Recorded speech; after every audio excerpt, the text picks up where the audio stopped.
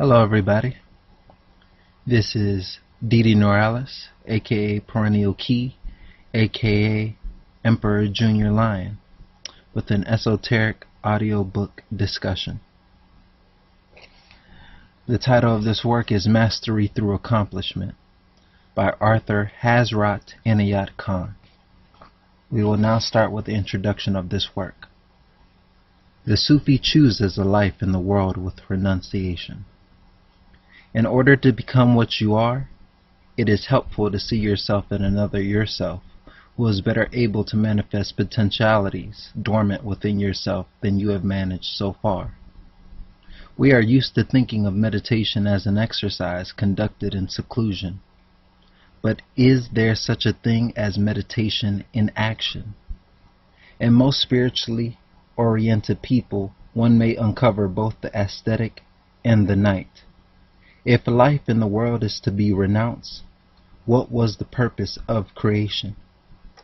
In Hazrat Inayat Khan's teachings to his pupils on this subject, part of which is herewith released to the public, the Master shows how stimulating it would be to introduce the kind of mastery mustered by the recluse into the hustle-bustle of active life. The result: crystal clear insight, better programming and motivation, and ultimately freedom. The Master stresses achievement as being essential to the growth of individual potential, since situations and problems challenge one into consolidating latent attributes into tangible qualities in our personalities. For the human personality is the end product of the life process. Hazrat Inayat Khan does not teach desirelessness, since he sees in every human striving a divine impulse that may have become deviated. It is the interest of the Creator that has made this creation. Every achievement increases one's power to attain a still greater achievement. Yet, curiously enough, renunciation, which seems diametrically opposite to interest, may at times prove beneficial to achievement. Giving up the fruits of action opens the door to a still greater achievement.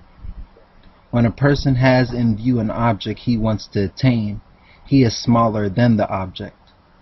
But when the person has attained the object, he is greater than the object. And as he holds the object which he has attained, so he diminishes his strength. But when he renounces the object he has attained, he rises above the object. Every gain that a person has in view limits him to a certain extent to that gain, directs his activities in a certain channel, and forms the line of his feint.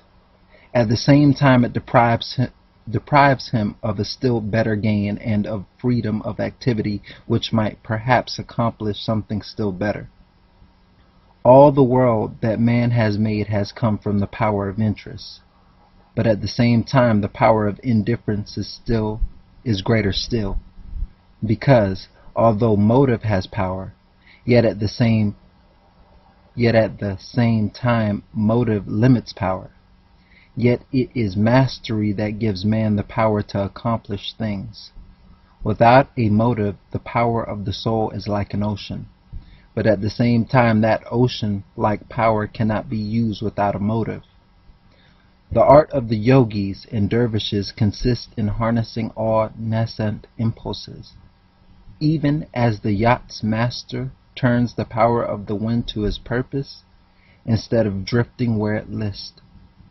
For the Master, the purpose of life is mastery.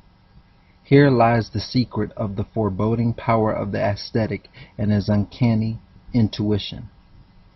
In him is awakened that spirit by which the whole universe was created.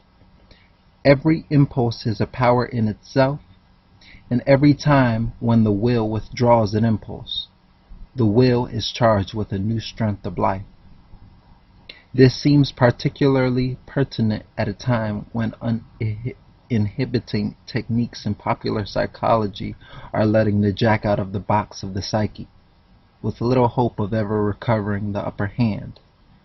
Master is he who controls things, and he becomes a slave by circumstances, who is controlled by circumstances. If your horse does not obey you, it is because your fingers do not obey you. Once you have mastery over yourself, everything will go right. Per Vilayat Inayat Khan. This is the end of the introduction.